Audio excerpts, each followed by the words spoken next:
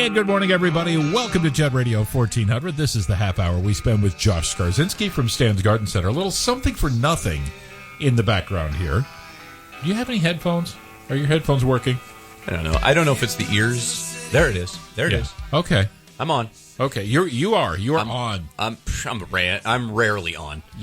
But the reason I picked something for nothing, obviously we always go in with a Foo Fighters song because I know you love the Foos. But sometimes when you're growing things and it really goes well, you do feel like you're getting something from nothing. Yeah, you really do. That's a good point. Yeah, and we've learned that this season we're basically out of things like every 3 days, and True. like cucumbers and stuff, which are on the bench right now. Public service announcement.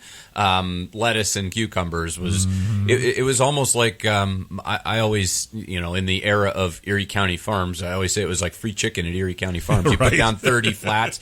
10 minutes later, do you have any more cucumbers? Nope. You've got to be kidding me. But yeah, it is really enjoyable, and I've already got to talk to a lot of people this spring about how they're already doing well with certain things, because this has still been good productive pea weather. It's still good for lettuce. We're getting nice, cool, regular moisture, but not excessive moisture. I can't honestly think of a more perfect start to, because there's many years where we don't put in tomatoes and peppers and stuff in our personal lots until June 1st. So This is a great start. It allows them to get established root-wise. It's not excessively hot. There's no better. So that being said, we are... I say this all the time. It's like you can read my mind.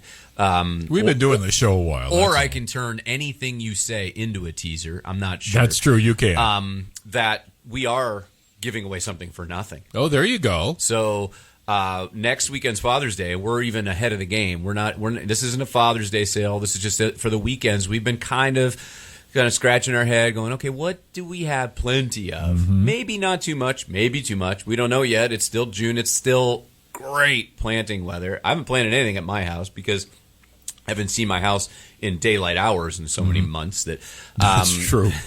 It's still, I am like the cobbler's kids that don't have shoes. Like that's me. Like if I get my lawn mowed, big win. That's good enough. The weekend sales that we've been kind of running, we're running again this weekend, even be it June. We didn't used to run much weekend sales in June, and we're going to do nonstop begonias. That's the larger flower begonias. That's a shade-loving begonia. Both the 4.5-inch, smaller starter pots and the hanging baskets. Some of the little bit of pendulous begonia, the boliviensis begonia, that's on sale too. We're going to run them all for the weekend, Friday, Saturday, Sunday. Buy one, get one free for the begonias. Very nice. Roses, we have a great selection of roses still. The Weeks roses and the grafted, the specialty, the Floribunda hybrid teas, those are a little bit sparse because we start them literally in first week of February, and when they're gone, they're gone. It's a crop that we grow, and when that's it. We start over next year. But the landscape roses are in great abundance. Drift roses, knockout series. There are a few others, so easies and easy maintenance roses that are out there that are 30% off Friday, Saturday, Sunday too. Which we've never. I don't think we've ever run a rose sale this early in the season because it's their prime. It's when they're great. But we really want to keep the garden momentum going. We really want to keep people interested in sale this weekend. All right, I'm going to do it. I've been talking about it. Let's plant that, corner of the deck or whatever, because the weather's still been fantastic. I'd be shying away a little bit if it were 100 and dry, but it's not. This is almost like last April right now. It is a phenomenal time to get landscape stuff in, get things established. Root-wise, we have ample moisture, cool nights. It's wonderful planting weather. I was actually thinking that this morning because obviously I knew we'd be doing a show today. But I was thinking, I left the house and it was 55 and I had to put a jacket on. And I'm like, man, when it's 55 at 5 in the morning, there's a little bit of dew and then it gets sunny and warm but not hot during the day. it's a great time to grow stuff. Oh, and the other side of just that, incredible. It not just the plant, but it's nice to work. That's go also out there true. and edge a bed for 4 or 5 hours or something, and you're not dripping and looking for a gallon of water. Like, it's really comfortable working. So that does keep the momentum going. So I don't know. I think I'm too old to probably use I want to give a shout out. Like, you got to be in the NFL and you got to be in an interview after the Super Bowl. I think maybe to use that. I don't know if shout out is now so old that we as old people should not use it. I guarantee there's a lot of things. There's probably a list printed somewhere that there's a huge list. Once you crest 45, never use this. It's probably like there's probably a female side of that too. Once you have children, don't do this, or I'm sure there's a list. We should, I'm stealing that idea. I'm going to use it on one of the many radio stations I work at to have people put that list together. Yeah, we need to assemble that list because I truly do not like to be socially dysfunctional. Although I am personally dysfunctional, I don't want to be publicly dysfunctional. Sure. But I do want to give a shout out. And you know what? I'm going to use the shout out because these are of a generation below us, maybe 3 generations below us. But we utilize a media service, an advertising service called Gray Matter Media. We've had a relationship with those folks for a long time now. And something has kind of changed a little bit this year because I like to be a little progressive. And as a company, we sat down in our marketing and advertising and decided that we're going to hand over to Gray Matter Media some of the more digital side of our advertising marketing to a company and a staff that's their wheelhouse. We concentrate on growing, servicing the customer, doing what we do. Yep. So it was time to employ someone to do a better job at the social media and such. So I do have a point. I haven't lost it yet. I've had enough coffee to keep my point yet today. And we decided as a marketing campaign to have Gray Matter take over some of a good portion of, we'll say 80% of the inputs and responses to Facebook, Twitter, Instagram. Like I'm so old and I'm on that list of do not uses that I don't even remember them all, but they take care of all of the digital corresponding. Right. So updating, making sure our hours are right, east and west That's huge, both. though. It's important. It is. And I remember 20 years ago, and it literally was 20 years ago, where our industry was at a convention, at a trade show, and they were all talking about, hey, you guys gotta. I understand that green goods are very, very important, but you got to get with the digital program. And we are all, as an industry, kind of rolling our eyes, and this is cumulatively going, our customer wants to see the flowers. They want to come by and see them for themselves. They don't care about Facebook. They don't want to see pictures and we of let flowers. it be as an industry for a number of years, and only the really on top of it progressive garden centers in general were, looking into e-commerce and looking into putting their product on their own website and stuff. Most of us were kind of like rolling our eyes going, we have so many things to do in the spring. That can go by the wayside. And you can't anymore. Everybody knows that everybody lives and dies by their phone and on their hip, and and connectivity is the new social network. So we have Gray Matter Media taking care of what we don't do a very good job of because we are, as a staff, 80 of us, so darn busy trying to take care of the plants and get crops moving and stuff that to stop with our phone and post and so on and so forth is really difficult. It's just one more thing in the day. Not that we don't want to interact with the customer and answer the questions, but it's really tough. There's just not enough hours in the day. So those gals and Gray Matter as a company as a whole have really picked up our digital platforms and run with them a lot. The reason, and my point, is that I am getting now. I used to truly think that it was you and I in a room and Mr. Sagan listening. Yes. That was the always three Mr. people Sagan. on God a bless Friday him. morning. That was it. And now I'm hearing, not that we weren't doing a good job at getting over the airwaves, but now maybe you don't even know, they're spreading our word. Yes. Not that this is biblical, but they're spreading the gospel, the garden gospel as many, many different avenues. And I'm here, even our staff and our younger staff, some of our cashiers and stuff, are stopping me and being like, hey, I listened to your podcast. I'm like, I don't have a podcast. What? But you do. You have to explain to me, what are you talking about? Yeah. And they're like, no, I listened to your thing that was on our Facebook that was posted. I'm like, oh, well, That they take care of that. I don't know what are you referring to? And it's the show. They are cutting and pasting the show in our other digital media platforms. Right. And like I said, I'm on the list. I'm old. I'm not 104, but some of that someone else is better at. That younger generation. I do answer questions myself on Facebook. They text me personally and say, "Hey, we don't know about this. Can you answer the question?" And we'll tell the consumer. Right. But they are cutting and pasting this in areas I don't even honestly know. I think there's some on YouTube and our Facebook and whatever. And that being said, I feel like now we actually need to come up with a show. We actually need to pick up our game, because there are our staff being like, "Hey, I listened to that. I listened to your podcast." They call it a podcast, and I'm like, "Huh?" Well, it sort of is. Yeah, it sort of is. It is. I mean, Gray Matter are such talented folks, and they're very, very good at what they do. But when it comes to social media, the information has to be fresh, and that's what they're assuring. But that responsiveness, that is so important to the consumer. If my wife and I say, which we'll be doing this afternoon probably, "You want to go out and eat tonight? I don't know. Where do you want to go?" And you go to somebody's, say, Facebook site, and it doesn't look like it's been updated since March.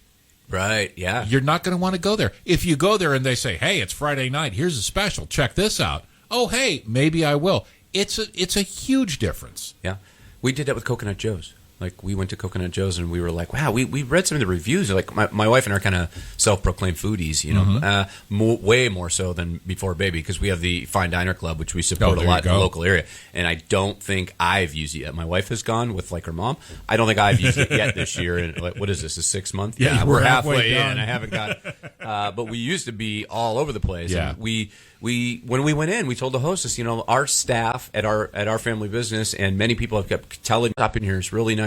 They have a really neat menu and stuff, and it just hasn't been in our cards as far as time and whatever, And that being said, I totally 100% agree with you. So that was my long-winded shout out to the folks at Gray Matter and the ladies that I have not even met yet, which is kind of the new era too. We have a support company for all our POS system that we know very well. We know about their family. But I've never met them. Yeah. It's all just through the digital. Well, that's the way it works now. Let's jump on the phone lines. Maybe we'll know this caller, maybe we won't. 451-1400. If I was a gambling man. If I was a gambling man, I would be at the penny slots at Presque Isle Downs. You're on with Josh. Good morning. Good morning. Hey, you guys ain't old till you have a wood-fired computer like I have. Hey, you know what, caller? I would have lost the bet because we were betting that it was Mr. Sagan. Yeah. And I'd have lost the bet. So. Anyway, hey, my lilacs look like they're pretty much done blooming. Is this a good time to thin them now, or when is the right time of the year? Any deciduous plant is best cut immediately following the bloom. So your call is right on point. And lilac, especially the common lilac, or the one that everybody kind of calls the lilac tree, which is difficult for us to decipher because there truly is a lilac tree that gets big. Okay. But the common blooming lilacs tend to, in their age, get kind of woody, and they only bloom on newer wood, those older common lilacs. So getting a branch or two of the older stems out of there, or simply cutting a little bit to invigorate that plant to have more branched, more newer growth, will instill more blooms next season. Mm-hmm. But to give you the more botanical side, if you cut too late, believe it or not, internally that plant is making decisions, so to speak, as to its bloom next year. So as that plant puts on new vegetative growth, and then that growth ages a little bit. Once it goes to sleep, those tips are what's going to bloom next spring. So if you go and cut in the fall, you've cut all that decision-making off. Does that make sense? Okay. So take the older, thinker... If it makes sense, if it makes sense to the plant aesthetically, you don't obviously want to cut to the point where like, whoa, that's ugly. But if maybe you have a third or something like that, no more than a third, and usually in 1 year, unless you've been given horticulture permission from a plant that will do a renovation pruning. Something that I haven't talked to the plant lately, so we'll go out and decide that later on, I guess. So, lilac would not be one that you do a renovation pruning on, where you would like i.e. cut it back to the ground and let it reflush. You just want to take a couple of the older branches, anything dead, diseased, dying, or crossed, something that doesn't make sense to the aesthetic vase shape of the plant, and that will invigorate some new growth. You can also use a little bit of bone meal if you want. Bone meal is a natural, slower release middle number. What I mean by that is at 5-10-5. The 10 is the middle number in fertilizer. Phosphorus is a great push for roots and fruits and flowers. So you don't want a ton of vegetative growth, so don't drive it with nitrogen, the first number. You want to go ahead and work in some bone meal, give it a little bit of pruning to get rid of any dead, diseased, dying, crossed stuff, and older wood will invigorate that. That'll also help open the plant up a little bit, give it a little bit of thinning and space, because lilacs this time of year, if they're older and compact or a little overgrown, are prone to powdery mildew. So giving them a little bit of space and vertical or horizontal airflow through the plant will help reduce. And daylilies and hostas, mine are really bunched up. Is there a good time, bad time, or the right time to divide those, or is it any time good? Or yeah, absolutely. You're actually getting that information on cue, because right now is not the time. They are going to be, your daylilies are going to be in bloom here soon. Mm-hmm. Then once they start to finish and look a little rough, they're gonna see that summer heat. They're gonna kind of peter out and be done blooming. Even the reblooming ones, like your Stella d'Oro, Stella Supreme, Happy Returns, all those common ones that rebloom through the summer. When you start getting to the dog days and you start getting to where people start talking about football again, you can dig them plants right up and chop them up. Like, get yourself a big old-fashioned kitchen knife or a machete. You can dig up that whole crown. You can mow them right back so they're just stubs, like 3 inches of cut-off green material. You can chop up that clump, that big section, into smaller sections, like the size of a baseball, something you can hold in your hand that you can get your fingers around, and you can go ahead and divide that up, give it to your neighbors, do whatever, put it in some good loose soil. Don't let it dry out bad. Meaning, don't drown it. Don't water it like every morning, but don't let it dry out during that time. And it will reestablish in what we call in the industry bulk up, give it some more massive roots before it goes to sleep in the fall, and you'll have a great, young, vigorous, assertive, like mid-teens kind of plant that's ready to go out and play ball. Got some attitude. Got some attitude. That is true for hostas and daylilies, which was your question, caller. So wait until fall and cut them down to like 3 inches and dig them up and divide. And you got it. Yeah, you're going to be looking at early fall, kind of when the evening starts to cool down. We're looking at preseason football, that kind of time of year, because you don't want to do it when it's hot and dry, but you want to give them enough time before things start getting really cold and going to sleep to put those new fine root hairs out before they go to sleep.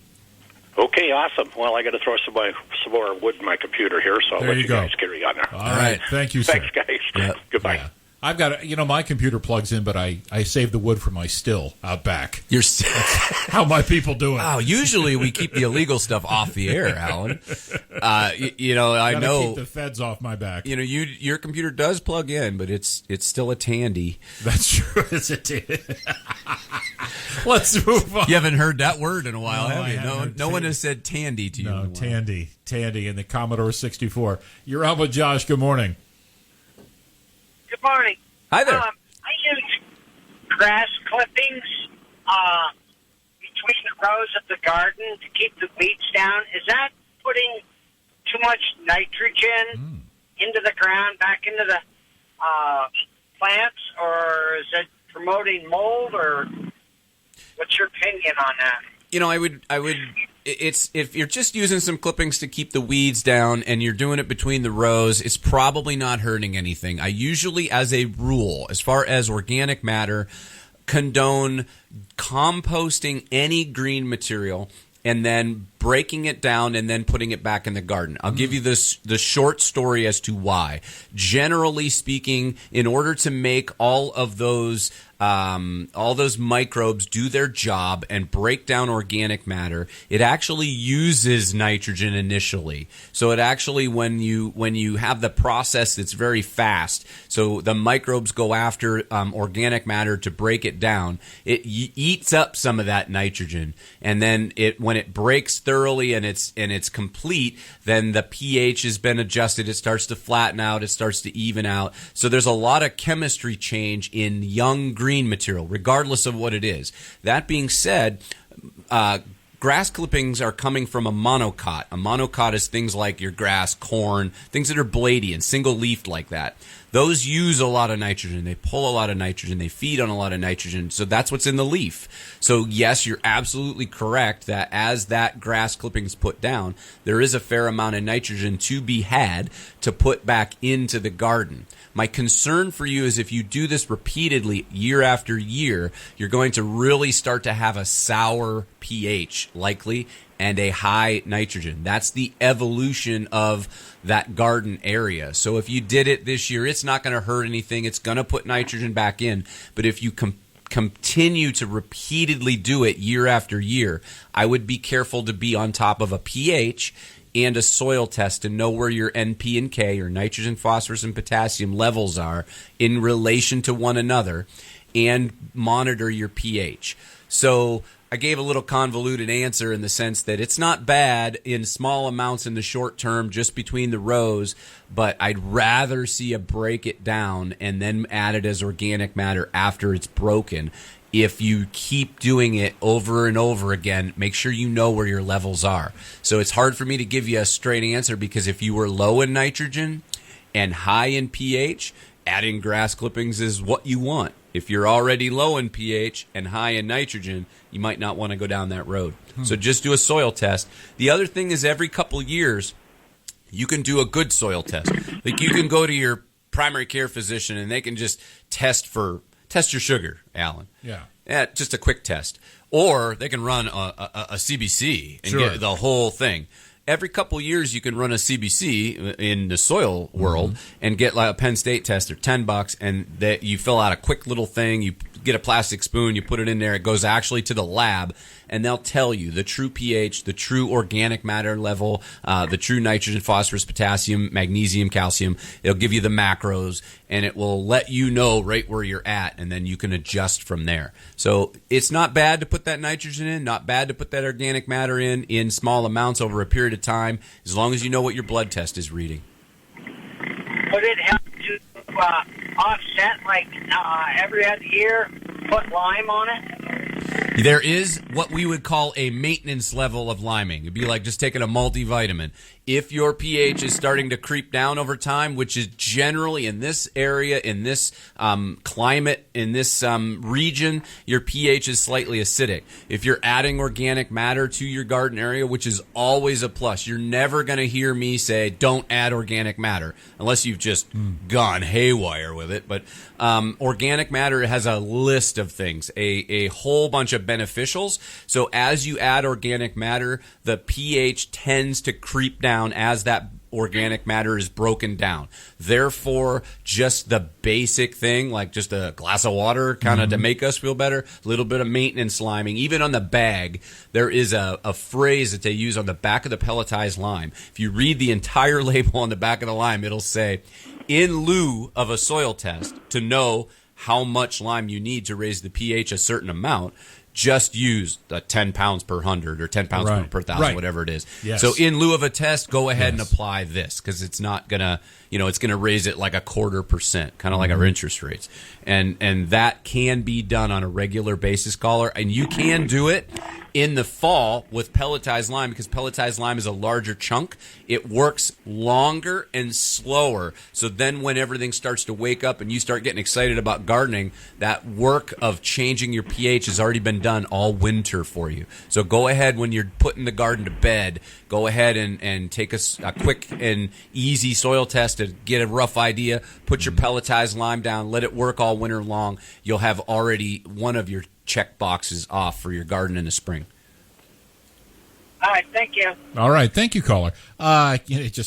It brought back memories of I was always the one that had to spread lime. My dad's like, even you can do this job. Get out there. And we had a lot of property when I was growing up, so I remember that. We had land we had about a roughly 10-acre tomato field when I was a kid. Oh, boy. And we decided that, lime is great for tomatoes, that you want your pH to be ideal because they feed on so many miners that they do so much feeding that having their pH askew and not having enough available calcium is really bad for a big commercial tomato farm. Right. So they have the big triaxial spreader come in that shoots the lime everywhere.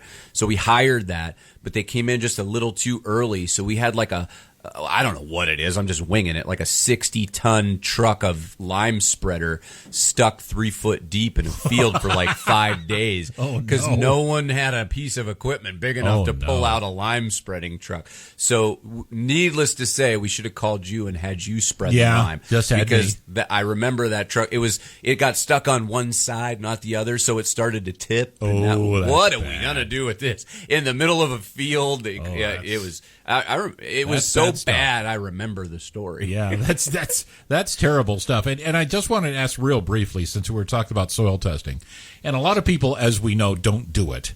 It's quick, it's cheap. They should do it. How often should you do that? How quickly can your soil change? That kind of depends on whether you're trying to lower your cholesterol and you're trying to get your sugar in line or whatever. If you do a soil test and you do a professional soil test and you come and bring it to me and I kind of roll my eyes and go, oh boy, this is a 3-year project, then you might have to test to see where you're at. Because if your lime rate is, like, hey, we need to put down, 30 pounds per thousand, like, whoo, it's really acidic. You use mushroom compost 4 inches deep 3 years in a row. Whatever the adjustment needs to be kind of warrants how much testing you need to do. Okay, well, that makes sense. If you get the test and you're like, oh, it's right in my wheelhouse. We got a 6.8 pH. We got a good rate of, part per million is how they measure nitrogen, phosphorus, potassium. They're all in the good range. There's not a whole lot I need to do. You're fine. You can go a couple years. You add a little organic matter every year. The really strong practice now is to winter cover crop. That holds your moisture or holds your soil from eroding. It actually adds nitrogen back in if you use a legume.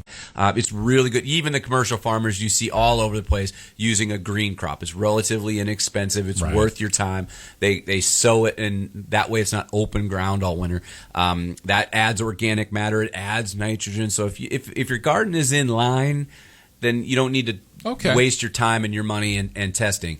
If you're really trying to make some adjustment, like I've had a lot of problems over the years, my pH is 5.2 and we need to, then you're going to have to do those blood tests to see where your numbers are. Okay. Makes sense to me. We've only got a couple minutes left. Let's real briefly talk about the specials going on at Stands. Yeah, I do have a little just bit. Just to reiterate that. A little bit. We got buy one, get one on 4.5 inch and hanging basket begonias, not the 3-pack begonias, but the pots and the hanging baskets. Buy one, get one.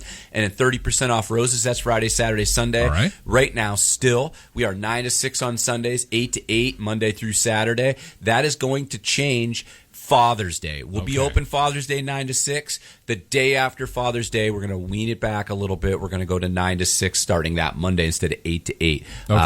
With staffing, their tongues are hanging out, and by then it starts to trickle down a little bit. We're going to rein in the hours a little bit. I'm pretty sure it's the 20th.